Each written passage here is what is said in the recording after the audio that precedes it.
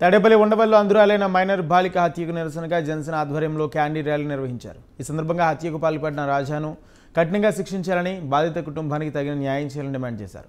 తాడేపల్లి తదితర ప్రాంతాల్లో పేటరేగిపోతున్న డ్రగ్స్ మాఫియాపై పోలీసులు కుపాదం మోపి మహిళలకు రక్షణ కల్పించాలని కోరారు. ఈ ఘటన జరిగినప్పుడు హడావుడి చేసి తర్వాత పట్టించుకోకపోవడం ప్రభుత్వం, పోలీసుల వైఫల్యమన్నారు.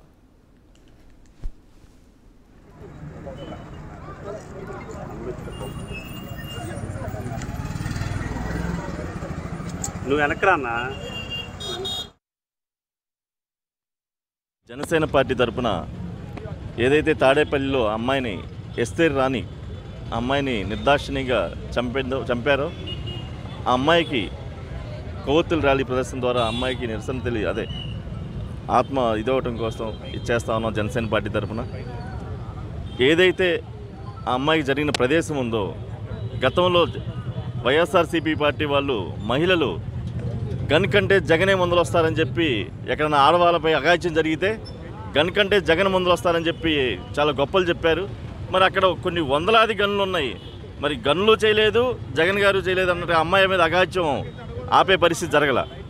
అంటే ఇవాళ ఏదో చెప్తా ఉన్నారు పోలీసు వారు కానీ, ఆ కమిషనర్ కానీ, ఇక్కడ గంజాయి మత్తు లేదు, దానివల్ల ఇదవ్వలేదని చెప్పి.